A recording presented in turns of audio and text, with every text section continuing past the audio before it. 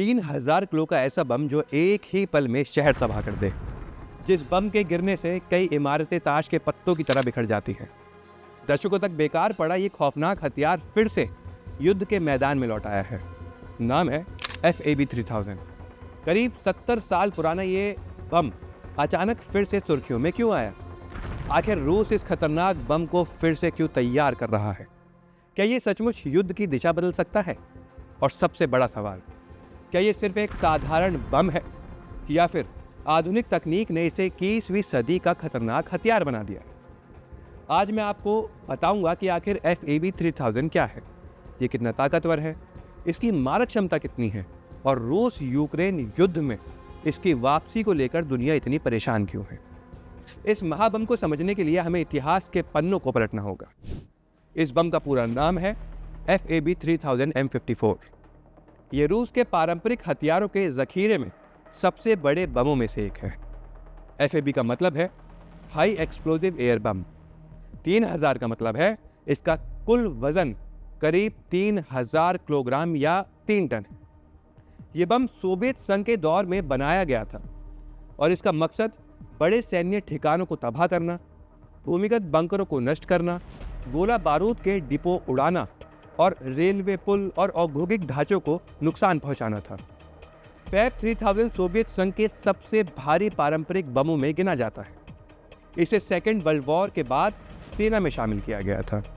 3 ton वजन सुनकर शायद आपको लगेगा कि इसके आधे से ज़्यादा हिस्से विस्फोटक होगा, लेकिन ऐसा नहीं, बल्कि ये यूक्रेन के युद्ध के मैदान में आज की सबसे खौफनाक हकीकत बन गया है। FAB-3000 में लगभग 1400 किलोग्राम हाई एक्सप्लोजिव सामग्री होती है।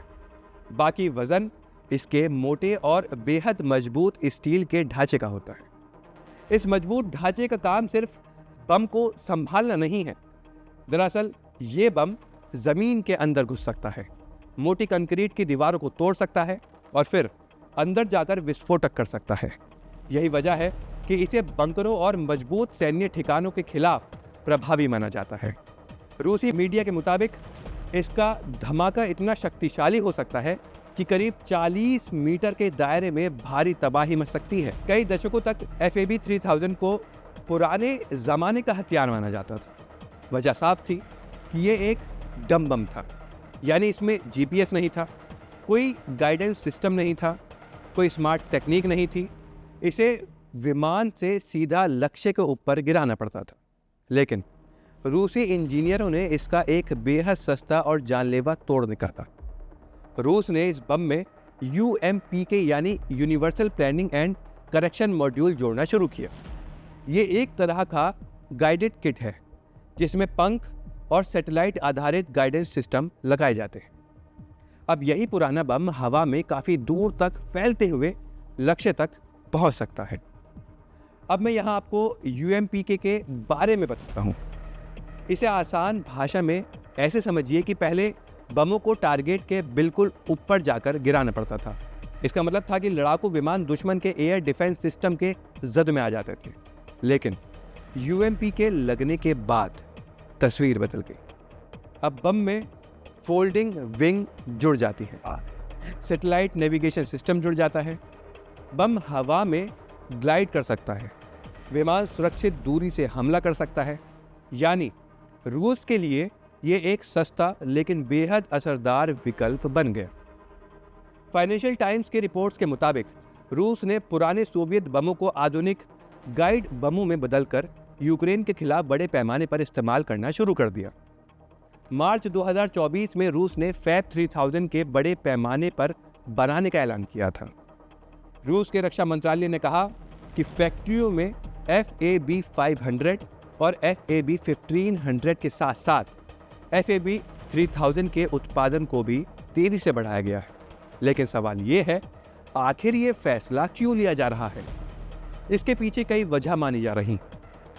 पहली, कम लागत। क्रूज मिसाइलें और बैलिस्टिक मिसाइलें बेहद महंगी होती हैं। इसके मुकाबले पुराने बमों में सिर्फ ग्लाइड किट और गाइडेंस सिस्टम जोड़ना सस्ता पड़ता है। दूसरी वजह है बड़ी मारक क्षमता। एक FAB-3000 कई इमारतों, बंकरों और सैन्य ठिकानों को एक साथ नुकसान पहुंचा सकता है। तीसरा, एयर डिफेंस से बचाव। ग्लाइड किट की मदद से विमान काफ़ी दूरी से बम गिरा सकते हैं, जिससे उन्हें दुश्मन की मिसाइलों से बचने में मदद मिलती है। आमतौर पर एक मॉडर्न क्रूज मिसाइल या गाइडेड मिसाइल बनाने में लाखों करोड़ों डॉलर का खर्च आता है, लेकिन इस यूएमपी के किट की कीमत महज 20,000 से 25,000 डॉलर यानी करीब 16 से 20 लाख रुपए है। रूस ने अपने गोदामों में पड़े हजारों टन पुराने कचरे जैसे बमों को सिर्फ 20 लाख रुपए की किट लगाकर एक ऐसा अचूक स्मार्ट मिसाइल में बदल दिया है जो तबाही मिसाइल जितनी मचाती है लेकिन कीमत में 100 गुना सस्ती है। आखिर यूक्रेन इस भयानक हथियार को रोक क्यों नहीं पाता? समस्या ये है कि यूक्रेन के पास जो पैट्रियट जैसे महंगे एयर डिफेंस सिस्टम हैं, उनकी मिसाइलों की संख्या सीमित है। यूक्रेनी अधिकारियों का कहना है कि इन हमलों ने कई मोर्चों पर उनकी रक्षा पंक्तियों पर दबाव बढ़ाया है। यूक्रेन की सबसे बड़ी चुनौती ये है कि इन बमों को रोकना आसान नहीं है, क्योंकि बम को गिराने वाला विमान अक्सर काफ़ी दूर रहता है। यूक्रेन की कम दूरी की मिसाइलें उन विमानों तक पहुंच ही नहीं पाती। ग्लाइड बम तेज़ी से टारगेट तक पहुंचता है। एयर डिफेंस सिस्टम के पास प्रतिक्रिया का समय कम होता है। यही वजह है कि यूक्रेन लंबे समय से पश्चिमी देशों से और ज़्यादा एयर डिफेंस सिस्टम और लड़ाकू विमान मांग रहा है।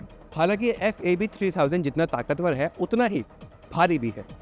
करीब 3 टन वजन वाले इस बम को हर लड़ाकू विमान नहीं ले जा सकता। इसे दागने की क्षमता रूस के कुछ चुनिंदा विमानों के पास ही है। इनमें Su-34, Tu-23 M3 लंबी दूरी के बॉम्बर और कुछ Tu-95 रणनीतिक बॉम्बर शामिल हैं। यूक्रेन युद्ध में FAB सीरीज के ग्लाइड बम हमलों के लिए रूस सबसे ज़्यादा Su-34 लड़ाकू विमान का इस्तेमाल करता है। अब क्या FAB-3000 युद्ध का गेम चेंजर है? इस सवाल का जवाब इतना आसान नहीं है। कुछ मिलिट्री एक्सपर्ट्स मानते हैं कि FAB-3000 की सबसे बड़ी ताकत इसकी विस्फोटक क्षमता है, लेकिन इसके साथ कुछ समस्याएं भी हैं, जैसे कि ये बहुत भारी बम है। हर लड़ाकू विमान इसे नहीं ले जा सकता। बड़े बमवर्षक विमानों की ज़रूरत पड़ सकती है। सटीकता पूरी तरह गाइडेंस सिस्टम पर निर्भर करती है। फाइनेंशियल टीम की रिपोर्ट में कुछ एक्सपर्ट्स ने यह भी सवाल उठाया था कि इतने भारी बम का युद्ध में व्यावहारिक उपयोग कितना होगा। इतना ही नहीं, सोशल मीडिया पर कई लोग FAB-3000 को मिनी न्यूक्लियर बम कह देते हैं, लेकिन ये तुलना सही नहीं है। दोनों के बीच बहुत बड़ा अंतर है। FAB-3000 एक पारंपरिक हाई एक्सप्लोजिव बम है, जबकि परमाणु बम में बहुत ज़्यादा ऊर्जा निकलती है। इसकी ताकत किलोटन या मेगाटन में मापी जाती है। उसका असर कई किलोमीटर तक हो सकता है। इसीलिए FAB-3000 कितनी भी शक्तिशाली क्यों न हो, इसकी तुलना परमाणु हथियार से नहीं की जा सकती। और सबसे दिलचस्प बात यह है कि रूस यूक्रेन युद्ध से पहले इस बम का आखिरी बार इस्तेमाल 1980 के दशक में सोवियत अफगानिस्तान युद्ध के दौरान किया गया था। उसके बाद ये दशकों तक रूस के ठंडे गोदामों में धूल खा रहा। ऐसे में दुनिया को चिंता क्यों है? दरअसल FAB-3000 की वापसी सिर्फ एक नए हथियार की कहानी नहीं है। रूस का ये FAB-3000 बम इस बात का जीता जागता सबूत है कि मॉडर्न वॉर केवल महंगी और चमचमाती हुई मिसाइलों से नहीं है, बल्कि पुरानी तकनीक को स्मार्ट और किफ़ायती तरीके से अपग्रेड करके भी जीता जा सकता है।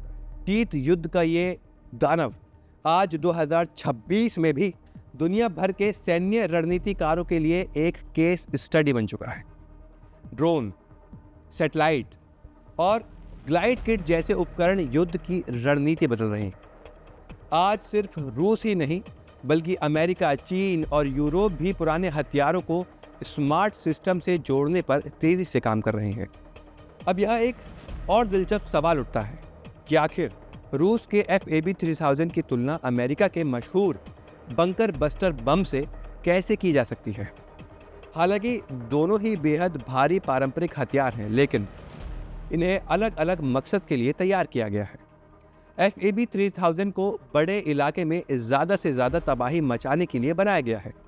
वहीं अमेरिका का GBU-57 मैसिव ऑर्डिनेंस पेनिट्रेटर करीब 13.6 टन वजन बम है, जिसे ज़मीन के काफ़ी नीचे तक घुसकर विस्फोट करने के लिए डिज़ाइन किया गया है। यही वजह है कि इसका इस्तेमाल मजबूत बंकरों और भूमिगत परमाणु ठिकानों को नष्ट करने के लिए किया जाता है। यानी करीब 70 साल पुराने FAB-3000 आज फिर सुर्खियों में। सोवियत दौर में बना ये 3 टन का बम आज आधुनिक ग्लाइड तकनीक के साथ नए रूप में सामने आ रहा है। रूस इसे यूक्रेन युद्ध में अपनी ताकत बढ़ाने के लिए इस्तेमाल कर रहा है, जबकि यूक्रेन और उसके सहयोगी देश इसे निपटाने के नए तरीके खोज रहे हैं। आपको क्या लगता है, क्या यूक्रेन पश्चिमी देश की मदद से रूस के इस हवाई आतंक का मुकाबला कर पाएगा? कमेंट सेक्शन में अपनी राय हमें ज़रूर बताएं।